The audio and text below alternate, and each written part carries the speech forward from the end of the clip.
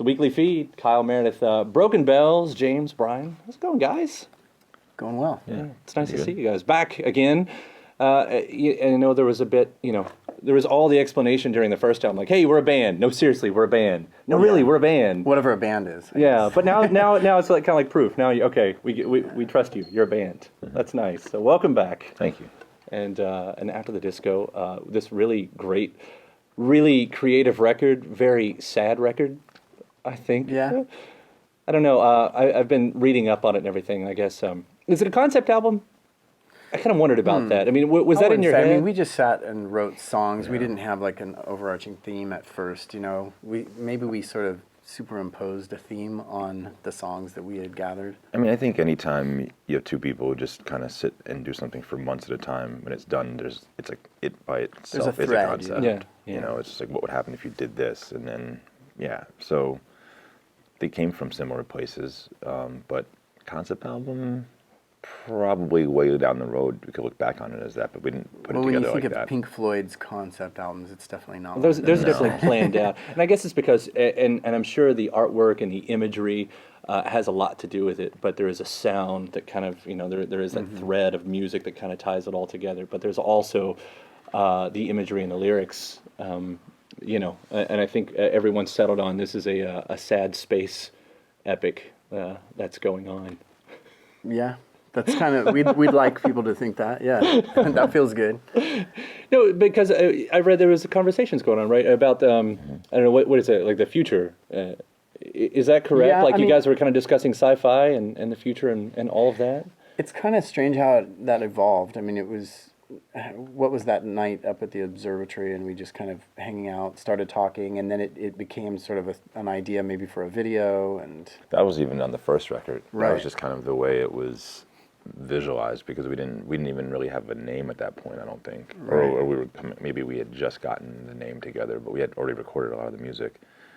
But we knew we really didn't want it to be necessarily a bunch of pictures of us. Like that's the band is like us in that way. It just didn't feel like that was the answer.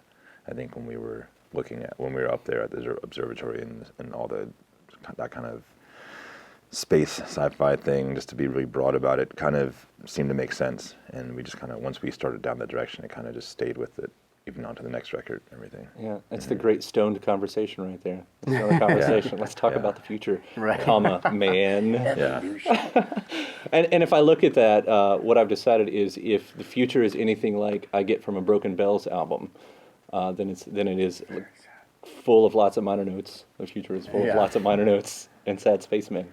I think that just happens to be Brian's taste, my taste. We like some of that somber sort of melancholy music. Yeah, but I mean, it's as long as what you're doing, I guess. If you remember the time when you listened to a certain record, it doesn't matter if it was a sad record or not. You just kind of, I don't know, remember it. Most songs are sad anyway. If you really listen to them. If you're a musician, of course. Well, if you really listen to the lyrics, most songs have some kind of a sadness or a heartbreak. melancholy. Yeah, even big songs. Yeah, Majority of them I will do. say that the first time that I heard the record, I actually pulled back in my girlfriend. I said, "There's something about this record that makes me feel really uncomfortable." And I said, "I like it, but there's something about it that makes me feel really like almost paranoid about whatever's going on." And I say that actually as a compliment, because you watch a movie and whether or not you like how it ends, if it puts this feeling into you, it puts this emotion into you. I like to think, well, that was a great part of that movie, and yours did that. It made me feel really, really nervous and scared about life. Some Donovan songs do that. There's almost like an apprehension to it. Yeah. And he does. He just kind of drives at it and pokes at it a little bit, the whole time like that. And it does. I want, especially putting the two records together now, I kind of want this to become like a big opera at some point. I mean, could you guys ever see yourself doing that, to taking it to another level of making it? A show or something? Well, let's go back to the Pink Floyd reference that you brought up, to do something like that, because I do feel like, for whatever reason, you guys are coming so close to being able to pull off like an actual conceptualized big epic. Like if you're doing it by accident now.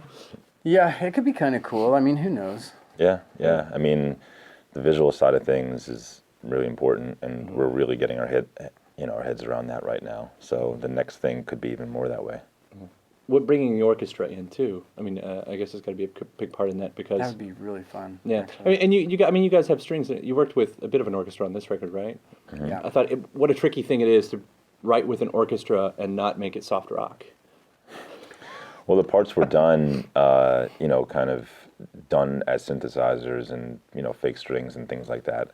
And then, Daniel Lupi is really great at getting the sound the way it should be and putting together arrangements as well. So he knows how to make stuff not sound that way as well. We never had to try not to sound that way. It just hopefully doesn't sound that way. I don't know. Maybe the darkness of the lyrics or the I know it's hard to say why doesn't it? Maybe because You it lucked is out, just yeah. maybe just luckily doesn't. Yeah. No, I think that's why a lot of bands are actually really kind of nervous about strings at the beginning. It's like, oh no, it's just going to end up, Aerosmiths don't want to miss a thing. I don't know, I use strings on everything almost. I can't think of a record I didn't use strings nice. on. It's So you've mastered it. I don't know about master. I mean, I think there was even some strings on the Black Keys record, kind of. I think the sound of them anyway. I think on some of it, which I thought would never happen, but it did. So I don't know. I like strings though. It just makes me think of cinematic. Like it makes it a very visual thing. Well, it's with the strings, the sound, with the type of songs you're doing, with the imagery and everything. I've just come to want to call you guys the new Alan Parsons Project. I'll take it. Again, as a compliment. Yeah. I don't know how that group got a bad name, bad rap, but it's working anyway. I don't know. There were some cool songs. Some great songs. Yeah. I don't think I can imagine you up there doing something like the Raven per se, but maybe more like Eye in the Sky. Yeah. I have a friend who covered Eye in the Sky. It's really cool. Jonathan Brooke. No, you heard that? Marty Crandall from the Shins. He's got a band called High Desert, and they cover that. Yeah. Jonathan Brooke did it. It's an amazing cover. It's one of my all-time favorites.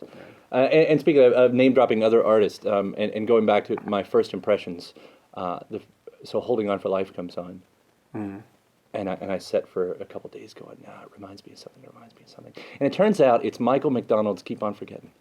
Whoa, really? Yeah, which could also be, Regulators from Warren G. And Yeah. Oh, yeah. yeah, It's a great song. it's I'll have to listen. I don't think I've heard that since we did the song. yeah. I have heard to it check out it and out. about. Yeah. Does Yeah. it remind you of it vaguely? It's got I love that song. Yeah. I don't I know. know, that's a great I don't know. song. If you can start working that in on the live show. Okay, let's medley this thing. In fact, if you can also do Regulators in as well, I think that'll be the ultimate Yeah. part.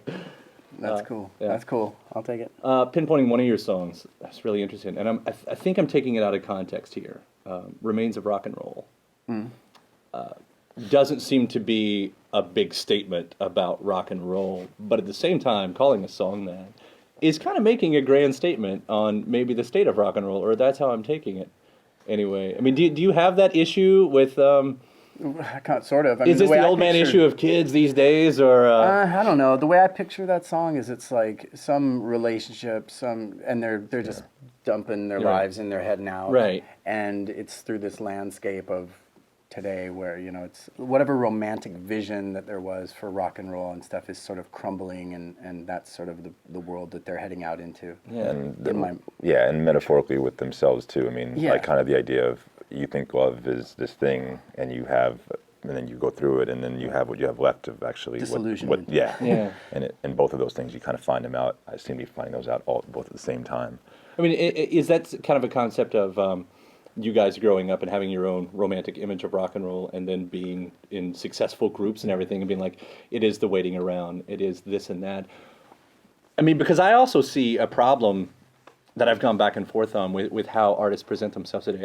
Back in the day, before we had everything web-wise, the great mystery is what propelled rock and roll. It was the mystery.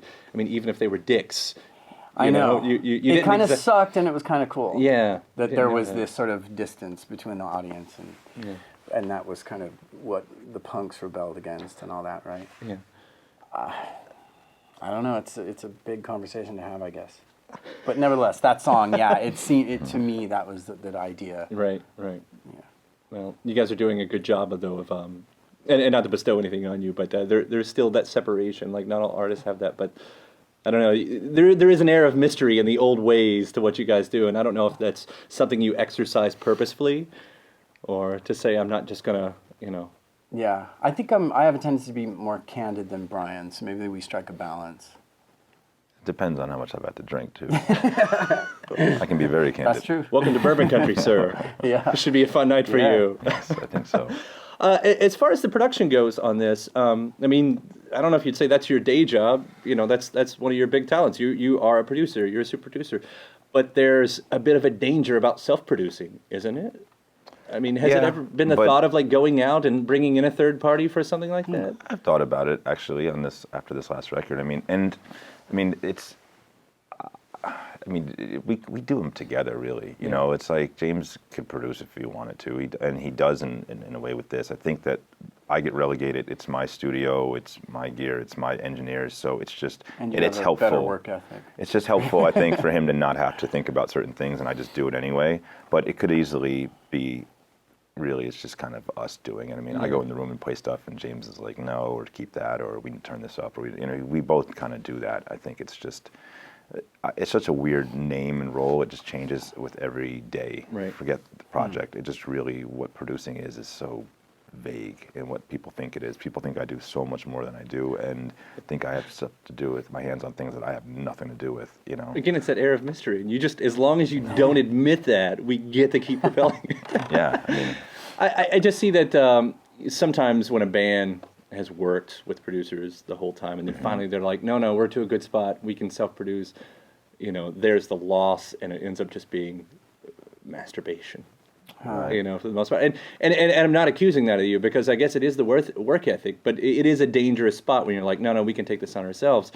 Yet somehow you guys come out with a song like Control, which was this really amazing, concise song, you know, that hits all the right spots at the right time, and doesn't really.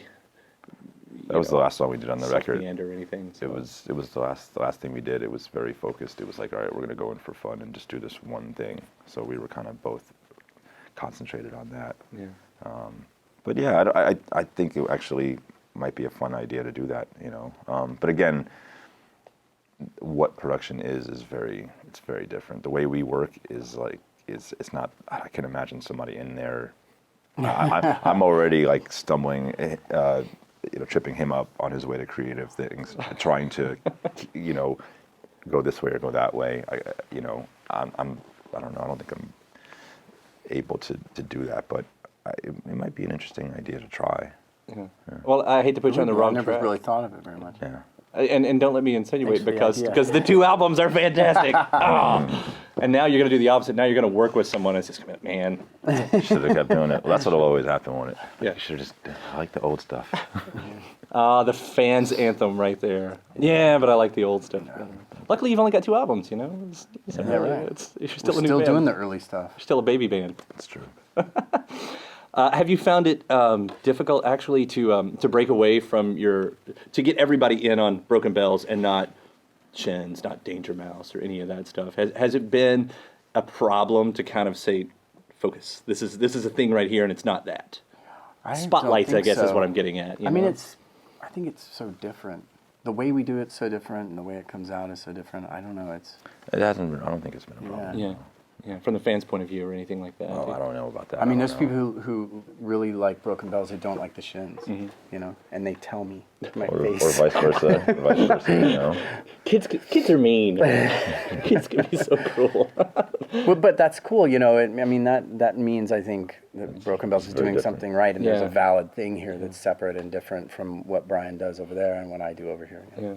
Well, in the honest way possible, you have made 2 beautiful records, lush, beautiful records, and I'm so happy that you guys met each other and fell in love, and this relationship has prospered into a nice marriage.